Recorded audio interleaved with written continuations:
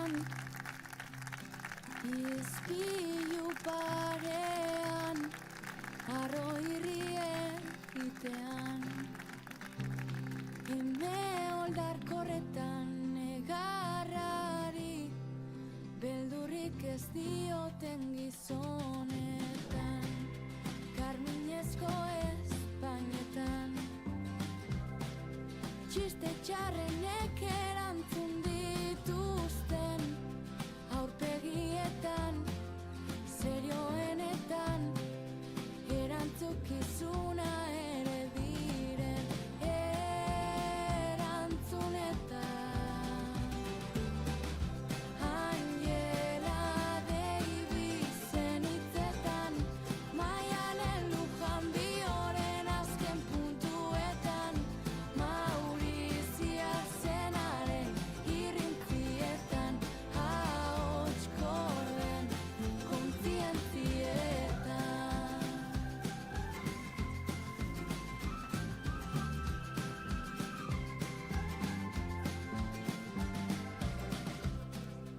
Berriz esan ez dezaten, ez dagoela denon eskuetan, gizartearen arazoa den ardura komun den honetan.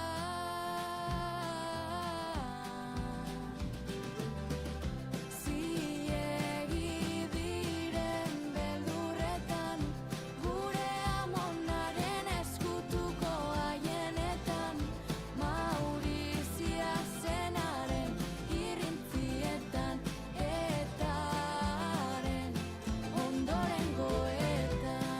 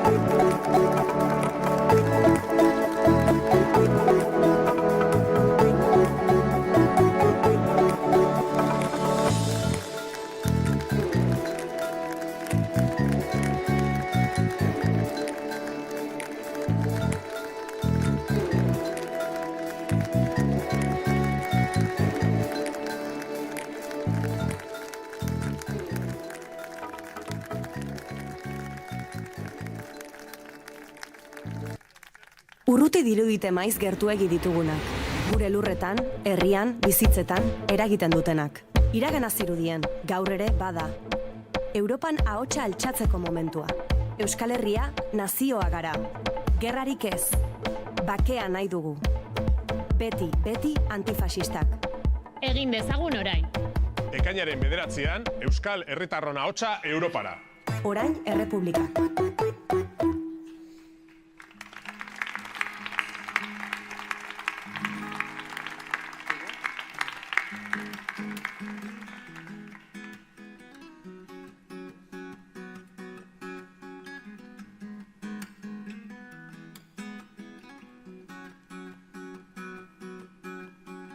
Zuziri bi baino ez gara gu, bata bestien neurrien melodi bat entzuten da urrunien.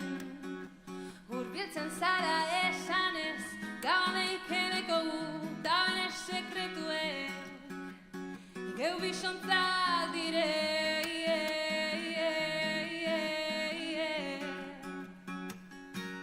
Gabien,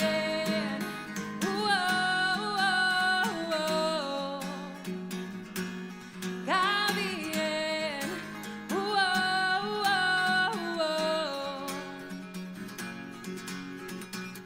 suaren inguruan gorputz bi bat egin da, bata oestearen da, ze politen garen dantzan biluzik. Ai, zer da?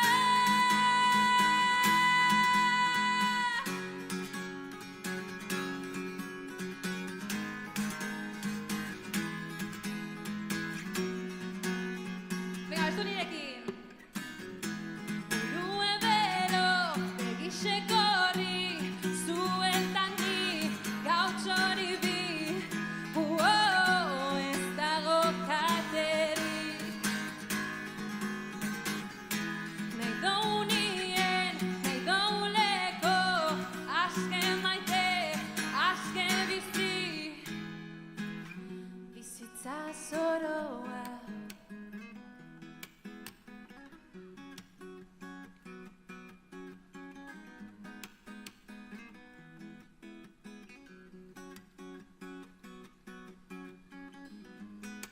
Aze gozoa zaren,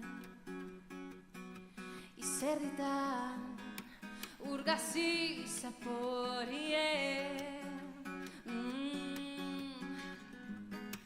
Ta ze ondo nagoen, izerra gainien, zutaz kantetan nola nien.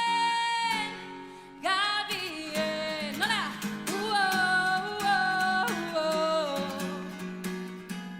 Gabien,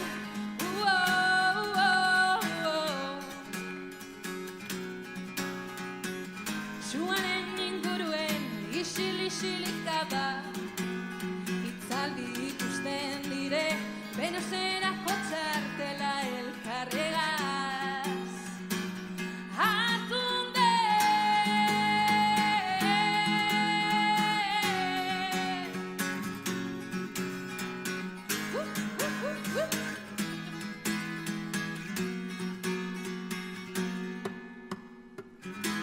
Burue bero, begisek horri, zuetan ni, gautxori bi. Ez dago katerik. Nahi dounien, nahi douleko, azken maite, azken bizi. Bizitza zoroa. Nahi douleko, nahi dounien, azken maite, azken bizi. Ez dago katerik.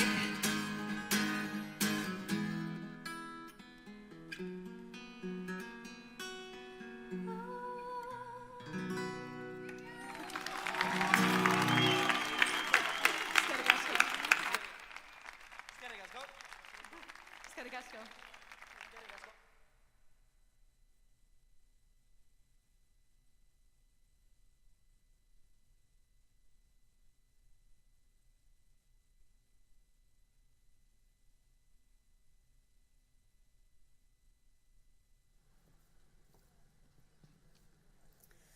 Arratsaldeon Bilbo eta ongietorri guztioi Europako hauteskunde kanpaina hasiera honetara. Bereziki ongietorria Kataluniatik eta Galiziatik etorri diren gure bidelagunei. Benvinguda Helen, benvido Xavier.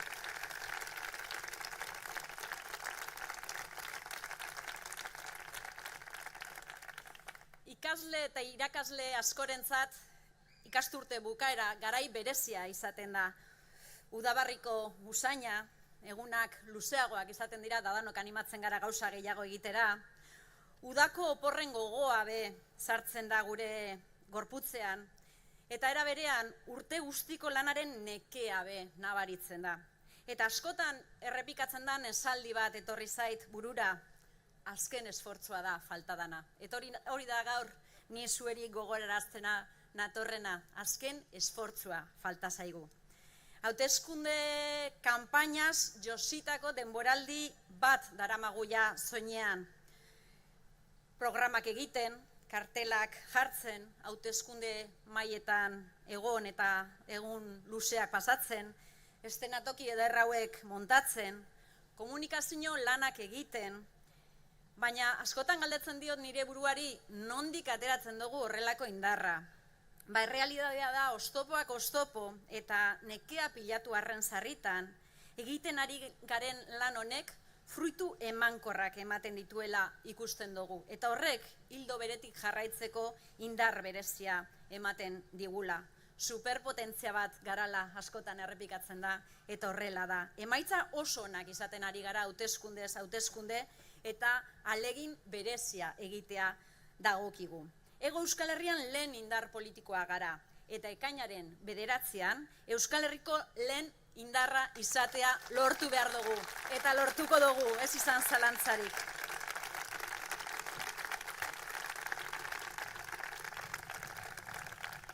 Ez da erronka makala jarri duguna geure buruari, baina beharrezkoa da Euskal Herriarentzat eta egingo dugu. Eta lortuko dugu lehen indarra izatea. Gero eta jente gehiagok babesten gaituelako, gero eta jente gehiagok bat egiten duelako gure proiektuarekin, gure ideiekin, gure baloreekin, eta gure politika ulertzeko eta egiteko moduarekin. Eta baten batek galdetuko du, baina zergaitik da hain importantea Euskal Herria Bildu lehen indarra izatea hauteskunde hauetan, eta erantzuna garbia da. Lehenengo indarra esan nahi dugu, gure indarra momentu honetan euskal politikagintza eta mapa politikoa astintzen ari dalako. Eta ona da hori, bai politikarentzat, ona da baita ere erakunde publikoarentzat, eta ona da baita ere Euskal Herriarentzat. Eta beraz, lehenengo indarra izaten jarraituko dugu, eta indartuko gara seguru egon.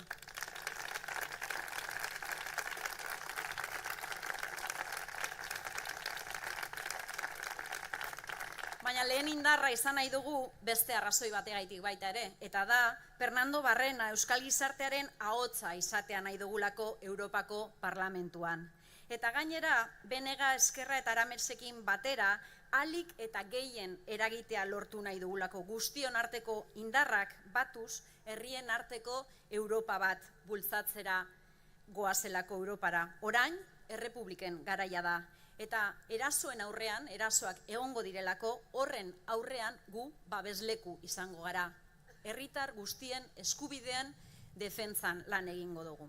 Askorentzat Europa urrun gelditzen da, hori ukaezina da, baina kontziente izan behar gara, Bruselan hartzen diran erabakiek gure egunerokotasunean eragin handia dutela. Europak asko markatzen du gure bizitza eta gure etorkizuna. Fernandok nik baino hobeto ezagutzen du eta berak azalduko digu gehiago, baina eragiten diguten erabaki askoren eztabaidagunea da Brusela. Hemen senatari batzu be ikusten ditut eta zenbat lege eztabaidatu ditugun azken aldian Madrilen Europako zuzentarauak eraginda. Europan eztabaida garrantzitsuak ematen dira gure bizitza sozial, laboral eta ekonomikoan eragiten digutenak eta beraz han egon behar dugu. Europatik ezartzen dizkigute itotzen gaituzten hipoteken interestasak, enpresa txiki eta ertainen politikak, energia erosteko dugun sistema bera, edo eta baita ere krisi alimentarioen aurrean gertatzen diren hainbat gauza. Europan erabakitzen dira aldaketa klimatikoari nora aurre egin, eta baita ere migrazio politikak eta asilorako paktua ikusita giza eskubideen defentsa sutsua egitea tokatuko zaigu hurrengo urteetan. Eta berriro entzuten dira Europan austeritate politikak eta zerbitzu publikoetan murrizketak. Naiz eta demostratuta dagoen horrek ez duela ekonomia suspertzen, eta horrek gizarte bat ahuldu egiten duela. Bai batzuek ez daukate beste errezetarik. Europak ezartzen ditu baita ere gure arrantzaleen kuotak eta kostaldeko jendearentzat, Bermeo, Ondarroa, Getaria, Hondarribi, horrelako herriontzat erabaki garrantzitsuak dira. Han izan behar gara beraz, Bruselan egon behar gara, gure herriko arrantzale nekazari zein abeltzainen defentzan lanean egongo gara han. Euren ahotsa izango gara eta euren ahotsa Bruselan izango da. Han izan behar gara gure hizkuntza eta nazioak errespetatuko dituen Europa bat nahi dugulako baita ere. Eta han izan behar gara, eta inoiz baino indar gehiagorekin, herrien eskubideen eta biziraupenaren kontrako gatazkaren aurrean, soluzio politiko eta bide diplomatikoak indartu behar direla adierazteko. Europa bakezaleagoa nahi dugu? Europa solidarioagoa nahi dugu? Giza eskubideak errespetatzen dituen Europa bat nahi dugu? Herrien Europa bat nahi dugu? Europa indartsuago bat nahi dugu datorrenari aurre egiteko? Borretarako ekainak 9an zita garrantzitsu bat dugu eta ezin dugu utzik egin. Txoriak txori abesten hasi ginen ikasturtea hasi zenean. Eta orain txoria gurekin daramagu autobusean. Askatasun gozea dugulako egunerokotasunean eta ez dugu onartuko inok egoak ebakitzea. Askatasun gozea garena eta izan nahi duguna izateko. Askatasun gozea baita ere duintasunez egan egiteko. Eta bukatuko dut laboaren eta hartzeren martza baten lehen notak abestiko zati bategaz. Gurea bezalako herriek bizirauteko dugun arazoen aurrean elkartasuna, errespetua eta aitortza behar dugulako. 1980an egin zen abesti hau, baina gaur egunean ere oso indarrean dauen abestia. Inon ez inor menpekorikan, norbere buruaren jabe, herri guztiak bat eginikan, ez gabiltza gerorik gabe. Batek gozerikan diraueno, ez gara gu asetuko. Beste bat loturik deino, ez gara libre izango. Lagunok, eutsi ba, gogor, esfortzua badakizue zer dan, eta dakizuen bezala egin.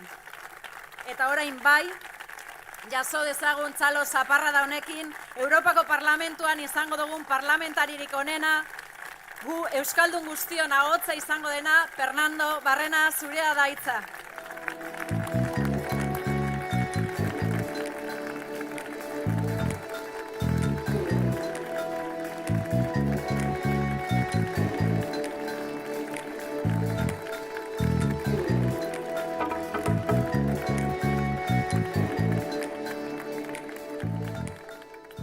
Arratsaldeon guztioi, zemo zaudete? Formatu honetan galdetzen dut, zen formatu honetan ematen du etxeko egon gelan garela, ez? Bakarrik falta da zutondo pixke bat eskertuko genuke gaurko freskura honekin. Bueno, haze hilabete zoroak pasatzen ari garen azken aldi honetan, ezta? Nik sensazio dokat gertakizun handiak ari direla, ematen denok arrapalada batean pasatzen ikusten ari garenak, eta ez dugula denborarik ere izan lortzen ari garen gatazka, irabazpen hauetaz guztietaz, garaipen hauetaz guztietaz disfrutatzeko ere. Eta beraz horrek ere uzten digu puntu mingots bat, helduko da uda eta hartuko du behar den denbora disfrutatzeko eta behar den bezala herriko jaietan ospatzeko. Zen, karo, horren ere, idurrek esan duen bezala, Europako hauteskundeak datoz, hauteskunde Europarrak datoz, baina gogoratu behar dugu, inoizko emaitzarik onenak lortzetik gatozela hauteskunde autonomikoetan. Eta baita ere Euskal Herria Bildu, Euskal Herri osoko lehenengo indar politikoa dela. Eta hori ez da makala, gauzak oso azkar marneratzen ditugu, baina egoera honetan egonen ginela pentsatzea ere ezinezkoa zen orain dela oso denbora gutxi. Irabazten ari gara, nik uste dut evidentea dela irabazten ari garela, eta honek hasi besterik ez du egin. Hitz ematen dizuet horrela dela, baietz hauteskunde hauetan, Euskal Herria Bildu, Euskal Herriko lehenengo indar politikoa izan. Jakina, lortuko dugu.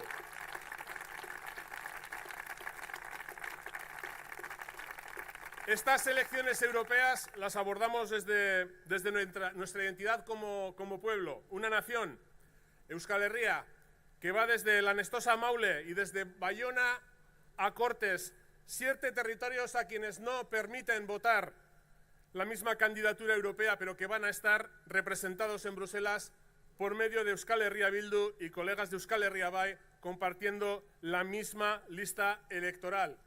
Y esto lo hacemos porque nuestra principal preocupación en las instituciones europeas es seguir alimentando el cambio político en Euskal Herria, un cambio que va a acabar con hegemonías obsoletas, que avanza rápidamente en clave democrática para permitir que los vascos y vascas podamos decidir libremente nuestro futuro y dote de más derechos sociales a la sociedad vasca en su conjunto.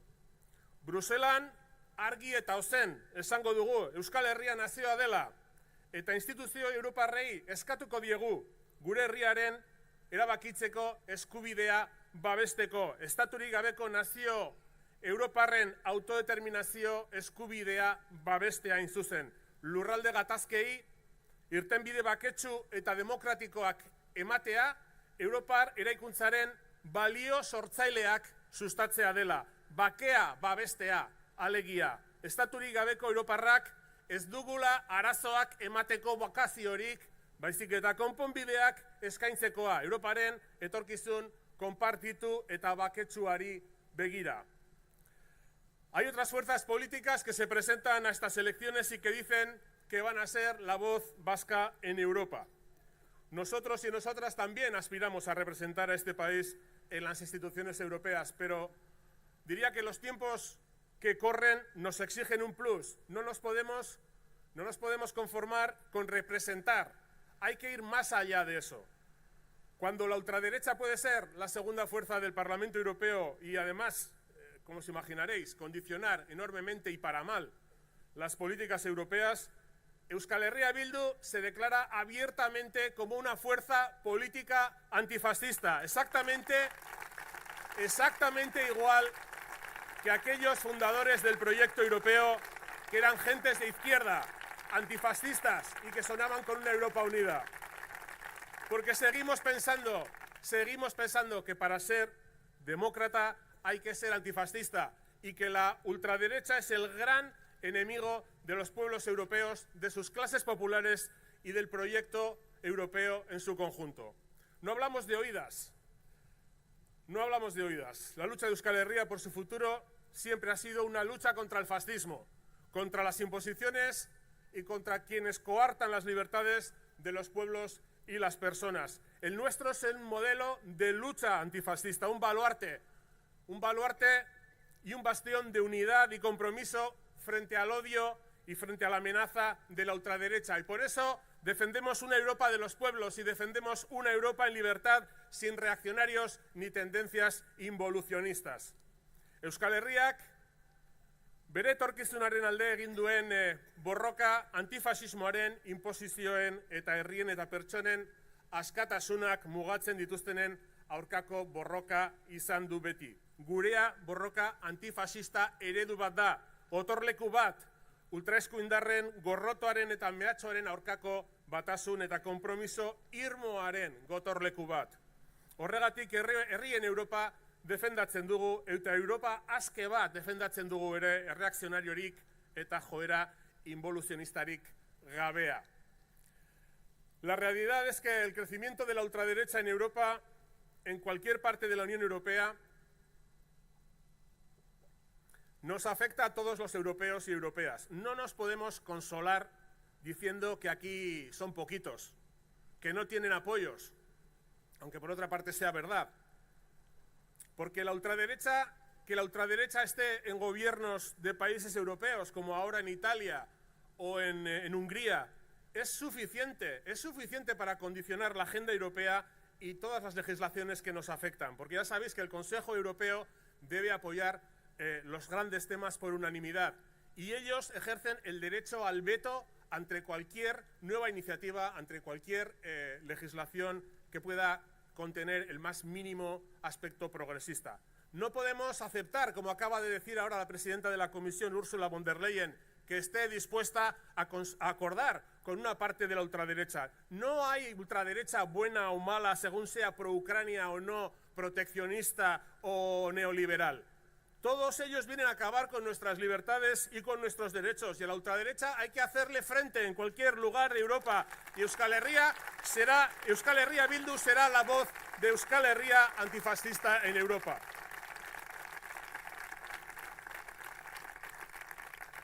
Bi urte luze dira Ukrainiako inbazioa eman zenetik, NATOren espansionismoan eta Errusiaren botere gosean jatorria duen eraso onartezina. Eta orain ari zaizkigu esaten, gerrarako prestatu behar dugula. Eta NATOk eta Estatu Batuek exigitzen diete Europar Batasunako estatukidei aurrekontu militarrak 2% igotzeko. Hori egin ezean NATOren babesetik kanpo geratuko direla. Guk horren aurrean, zera esan nahi dugu, lehenengoa, gatazka politikoak konpontzeari begira, elkarrizketa eta nazioarteko erakundeen bitartekaritza eta diplomazia lehenetsi behar direla. Gatazkak ez direla arma gehiago bidaliz konpontzen. Ez direla arma gehiago saltzen konpontzen. Ez da zentsura ezarriz ere. Eta bi, Europar Batasuna eta Nazio Batuak jokatzen ari ez diren papera jokatu beharra daukatela irtenbide bat bilatu aldera. Eta ez dute egiten behin berriro ere Estatu Batuen interesen menpeko jarrera bat mantentzen ari direlako. La paz es un valor fundamental de la Unión Europea y por lo tanto no compartimos esa inhibición que la Unión ha venido demostrando en los últimos tiempos. La supeditación de la Unión Europea a los intereses de los Estados Unidos y su política exterior es inaceptable y no la aceptaremos tampoco en un futuro. Hoy queremos enviar un fuerte abrazo al pueblo palestino, que vive sufriendo una política de apartheid durante más de 70 años y queremos exigir que termine de una vez por todas el genocidio palestino en Gaza.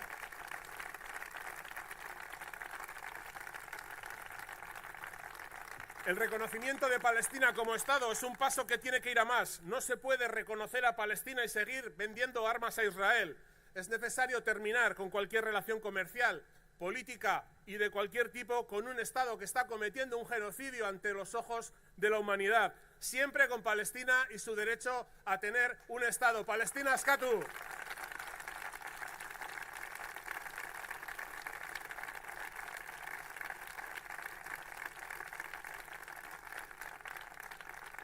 Queremos añadir además que el aumento del gasto militar, esa exigencia de aumento del gasto militar va a ser la coartada perfecta sobre la que en los próximos tiempos van a justificar el nuevo austericidio que ya se avecina.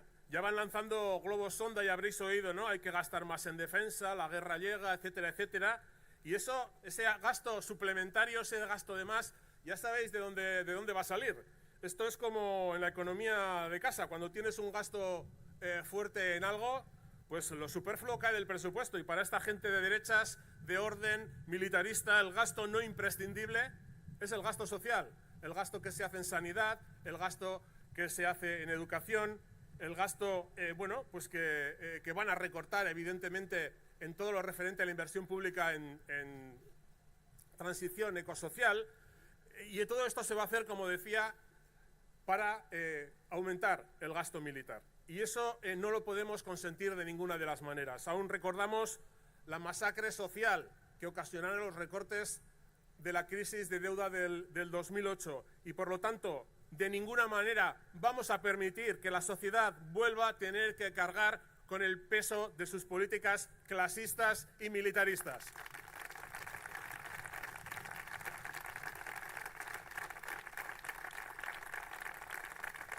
Azken finean, ultraeskuinak ez ditu hauteskundeak irabazten. Baina beharrik ere ez dauka. Europar instituzioak markoa erosten diotelako etengabe eskuin muturrari. Gastu militarraren igoerarekin, migrazio politika arrazistak adostuz, edota NATOren menpeko kanpo politika bat garatuz. Hori da ultraeskuinaren agenda. Instituzio europarrek naturalizatu egin dutena eta normaltasunez herritarrengana iristen dena. Hay en marcha una política de migración y asilo europea que creo que puede tildarse, sin ser exagerados, de racista. Una política que no contempla el derecho a migrar como un derecho humano, que sigue manteniendo centros de detención en las fronteras exteriores de la Unión y que adopta medidas inhumanas que pronto van a entrar en vigor, como la posibilidad incluso de detener a niños migrantes no acompañados. Esta no es la Europa que nosotros y nosotras queremos. Nosotros somos europeístas, no vamos a ceder ese título a las familias políticas europeas de orden. Y además aspiramos a ser la voz vasca en Europa, pero la voz de Euskal Herria Bildu en Europa será una voz de país, será una voz antifascista, antimilitarista y defensora de la paz y que cree en una Europa soberana y autónoma de otros intereses que no son los nuestros, como el liderazgo mundial de la OTAN y de los Estados Unidos.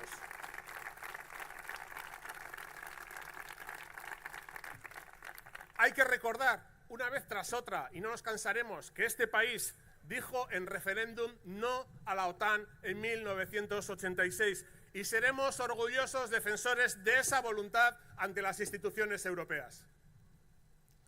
Esta es la voz vasca, en definitiva, que vamos a llevar a Europa y por eso hay que movilizarse, hay que hacer lo posible porque Euskal Herria Bildu es la única opción que los vascos y vascas tenemos para un voto antifascista, un voto antibelicista y de defensa de los derechos sociales. Porque si no lo hacemos nosotros y nosotras, no lo va a hacer nadie. Y el hueco que dejemos libre lo ocuparán la ultraderecha para hacernos la vida imposible a los pueblos y a las clases populares europeas.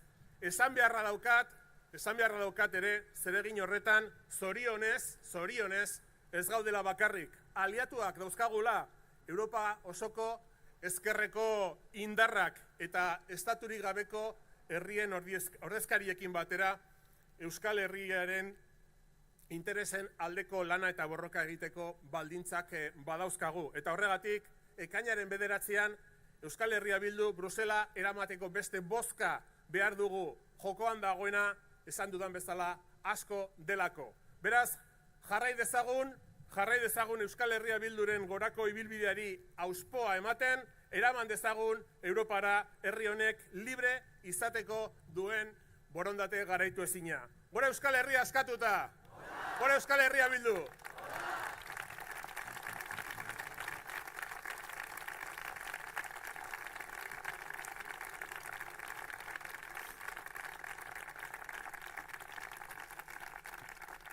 Bueno, hay mucho trabajo por hacer, evidentemente, pero como he dicho, en Europa no estamos solos. Trabajamos junto a la izquierda transformadora europea y los representantes de las naciones sin Estado. Y en esta apuesta electoral tampoco vamos solos. La coalición Orain Errepublikak compartimos con otras fuerzas políticas una vocación común de libertad y una vocación de justicia social para nuestros pueblos. Con vosotros y vosotras, Xavier García, del Bloque Nacionalista Galego, y Helle Kettner, de Esquerra Republicana de Cataluña.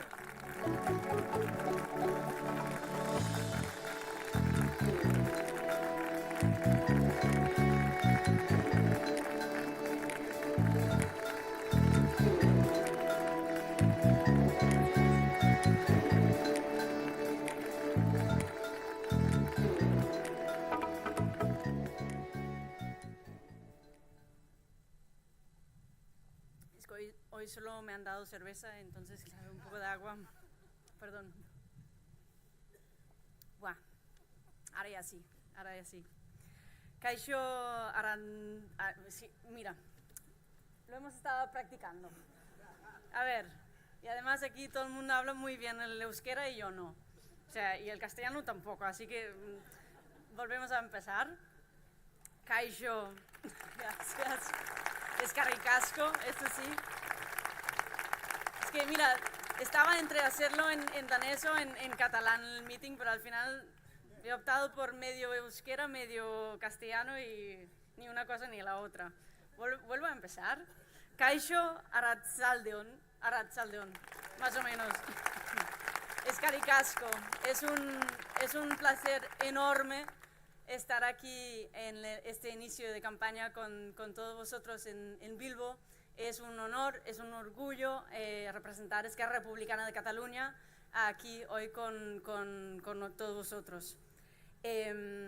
Estamos, ya lo hemos, más o menos creo que he entendido, esto del euskera que no es muy bueno, pero más o menos he entendido que más o menos vamos en la misma línea, que estamos estamos en las puertas de unas elecciones europeas cruciales, importantísimas. Importantísimas para Europa y para todo el mundo, para los trabajadores, para las trabajadoras, para el euskera, para el galego, para el catalá, para la paz también, ¿no? Ya lo hemos hablado también durante este acto.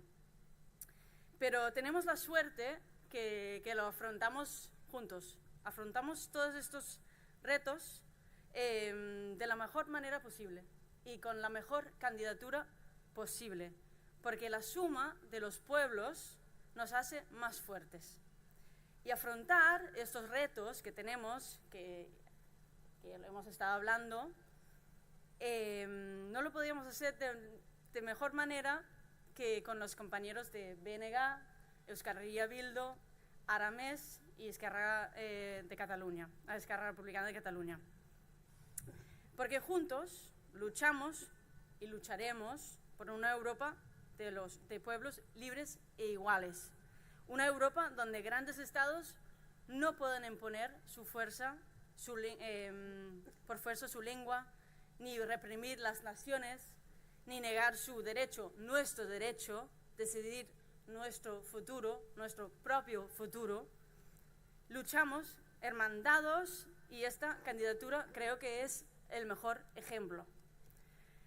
Trabajamos juntos y Cataluña, ya se ha dicho muchas veces, pero yo hoy lo vuelvo a repetir, Cataluña siempre está y siempre estará con Euskadi y trabajamos con el resto de los pueblos de Europa también. Lo hemos dicho muy claro, estas elecciones son muy cruciales y jugamos mucho y hay que movilizar a todo el mundo. Es importantísimo que vayamos a votar el 9 de junio porque si no vamos a votar nosotros, ellos sí van a votar. Así que hay que movilizarse todo el mundo, porque en estas elecciones nos jugamos todo. Jugamos básicamente el futuro de toda una generación, y no exagero.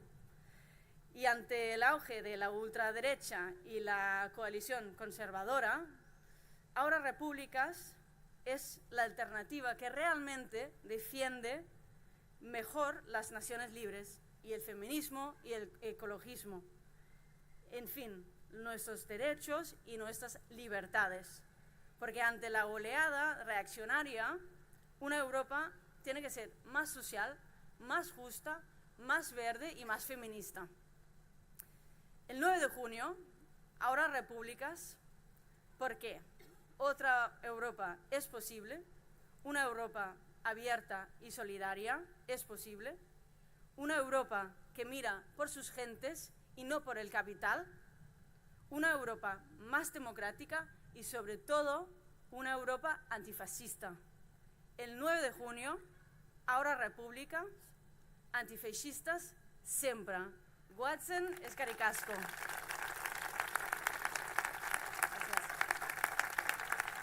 Parece lejano lo que en realidad está cerca. Lo que afecta a la tierra, al país, a nuestras vidas. Parece el pasado. Es hoy. Es hora de alzar la voz en Europa. Euskal Herria nazioa gara. No a la guerra. Queremos la paz. Siempre, siempre antifascistas. Hagámoslo ahora. El 9 de junio, la voz de vascos y vascas a Europa. Orain Errepublikak.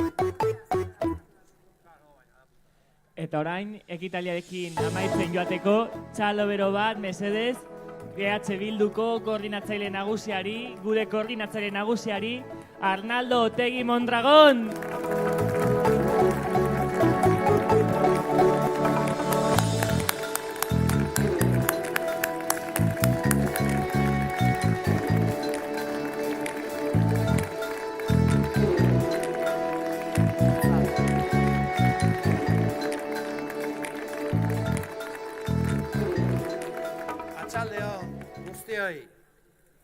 Ze pozik ikusten zaituztet.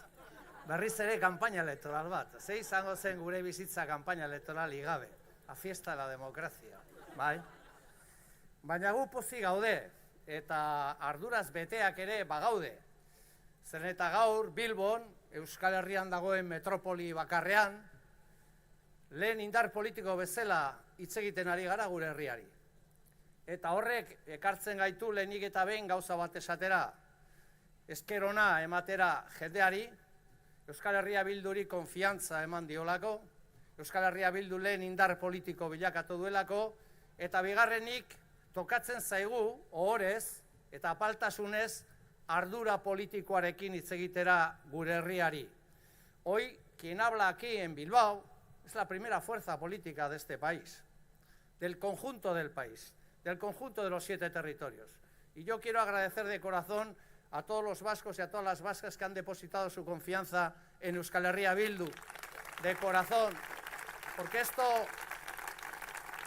nos da confianza en el futuro, pero sobre todo desde la humildad nos exige mantener un tono, que es un tono muy responsable con respecto a las políticas que planteamos para nuestro país. Euskal Herria Bildu badator ziklo elektoral luze batetik, dena gatoz ziklo elektoral luze batetik. Eta zentzu horretxua den, oso arrakastatsua den ziklo elektoral batetik gatozela. Eta orain, azken txanpa honetan Europar hauteskundeak tokatzen zaizkigu. Azken txanpa diot, nolabait ere beti ere kakotxen artean, porque azken esfortzua baino beste esfortzu bat eskatuko dizuegu. Porque azken esfortzua, etengabeko esfortzua izango da Euskal Herria Errepublika bilakatu arte, eta zentzu horretan uste dut kokapen politikoari dagokionez, hemen aipatu dira hainbat eta hainbat gauza, bakizute azkena hitz egiten duen arazo baduela, eta da hainbat gauza ja esanak daudela. Baina utzi ezazue gauza bat esaten ere ustez importantea dena. Yo no me voy a extender con respecto al análisis de lo que está ocurriendo en el planeta, ni lo que está ocurriendo en el Estado español y el Estado francés o en Europa, pero sí quiero daros o compartir con vosotras y con vosotros una primera reflexión que me parece que hace entender las cosas que están pasando. Desde mi punto de vista, en términos políticos, lo que está ocurriendo en el planeta es una pugna, no solo por la hegemonía política y la hegemonía militar y la hegemonía económica. Lo que hay en el fondo es una pugna por cómo se resuelven los graves problemas y los problemas complejos que afectan a las sociedades actuales. Eta bi errezeta daude. Hay dos recetas. Una, la que defienden las izquierdas, como Euskal Herria Bildu, que dicen los problemas se resuelven con la gente, participando con la gente, hablando con la gente, y que sea al final la gente la que decida democráticamente cómo se resuelven los problemas. Este es un modelo progresista, un modelo socialista, un modelo de izquierdas. Y hay un segundo modelo que se está tratando de imponer. Primero los marcos mentales, que es donde se instalan primero estas cosas, que es un modelo autoritario de hacer las cosas, un modelo jerárquico de hacer las cosas, un modelo muy machirulo y muy machista de hacer las cosas, vertical, jerárquico y autoritario. Y todos estos debates no tienen nada más que ver con estos dos modelos. Bi eredu hauen aurteko talka batean gaude. Munduan, Europan, eta baita ere Euskal Herrian ere bai. Eta gu lehenengo, esan behar duguna da, lehen ereduaren aldeko apustu egiten dugula. Uste dugulako hori tokatzen zaigula. Horregaitik dira oso garrantzitsuak hauteskunde europear hauek.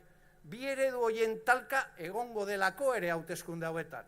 Y vamos a asistir al nacimiento del Parlamento Europeo probablemente más reaccionario de la historia de Europa. Los que ya tenemos una cierta edad recordamos que durante el franquismo veíamos una Europa que para nosotras y nosotros era prácticamente un mito. Era la Europa de la igualdad, de las libertades, la Europa del bienestar social. Pero hace ya muchos años que algunos dijimos que esa Europa se estaba convirtiendo en la Europa de los mercaderes. Y hoy esa Europa es una Europa, como bien se ha señalado aquí, sin autonomía política, con cada vez menor peso específico en términos de política internacional, supeditada a los intereses de otras potencias. Hoy, el llamamiento que queremos hacer a la gente es a votar.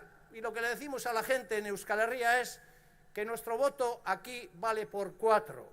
Primero, porque Euskal Herria Bildu representa un voto de carácter nacional, del conjunto de los territorios del país. Primer valor añadido. Nosotros no representamos a 3 provincias del país, representamos al conjunto de los territorios del país. Segundo valor añadido. Nosotros y nosotras vamos junto a gallegos y a catalanes a Europa a decir que nuestras naciones deben de ser respetadas y que España debe reconocer definitivamente no solo al Estado palestino, sino al derecho que tenemos otras naciones en este Estado a ser Estados. A eso también vamos a ir en Europa. También vamos a Europa, tercer valor añadido, a combatir las políticas austericidas, a defender los derechos de la gente, de las mujeres, de los jóvenes, de los trabajadores, a oponernos a los recortes.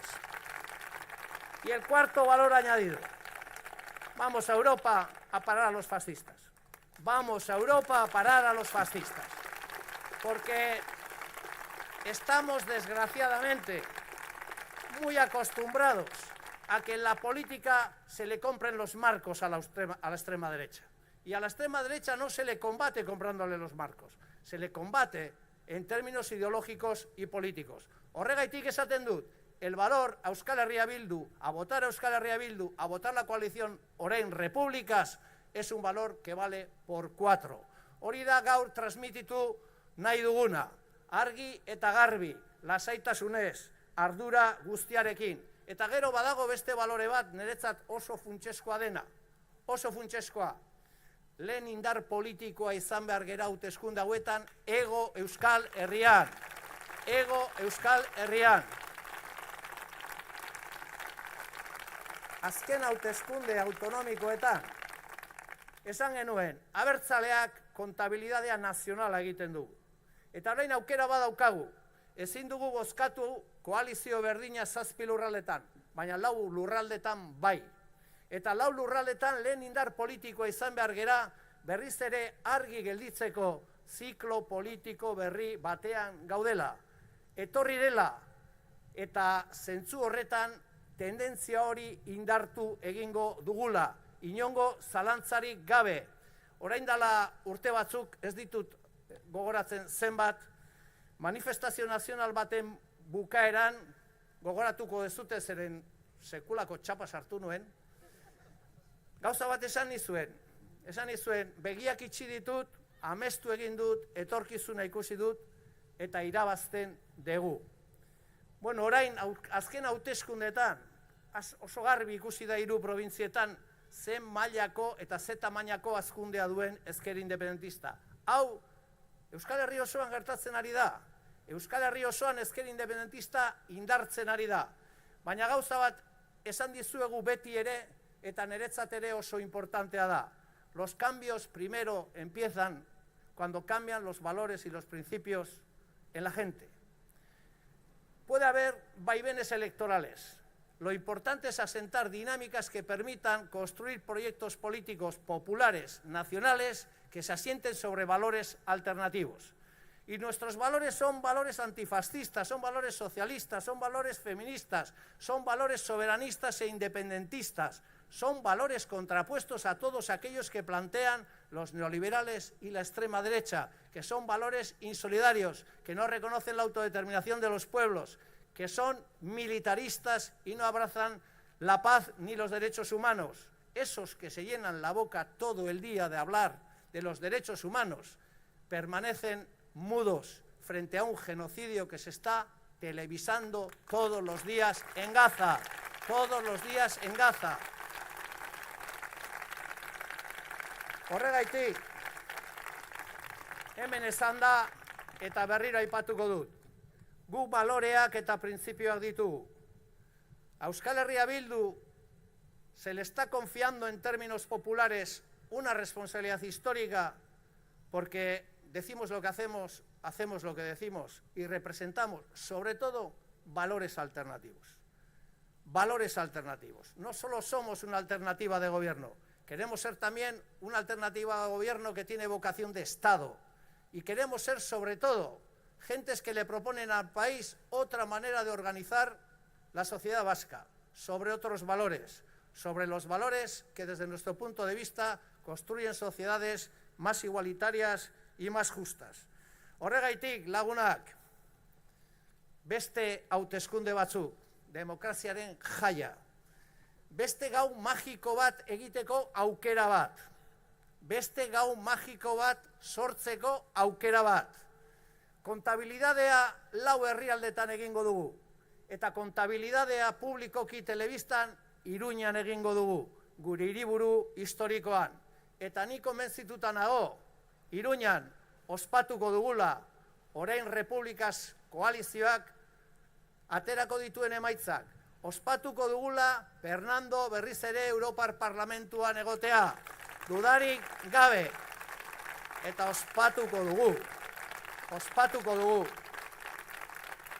argi eta garbi esan da, Euskal Herria Bildu dela indarrik bozkatuena 4 herrialdetan. Hori da gure erronka, eta erronka horri lotuta da egiten dugun deia, mundu guztia bozkatzera jun behar da. Abaskaltarrak, Salbinitarrak, Orbantarrak, jungo dira bozkatzera. Ezkerra bozkatzera jun behar da. Antifascismoa bozkatzera jun behar da. Independentismoa bozkatzera jun behar da. Hori gure ardura delako. Ardura politikoa eta ardura nolabait ere historiko eta nazionala. Eta horrela egingo dugu, irribarre batekin, lasai, baina konbentzituta beste urrats handi bat emango dugula ekainean 9. Ekainean 9, Iruñan, San Fermin. Altajo, gora gutarrak!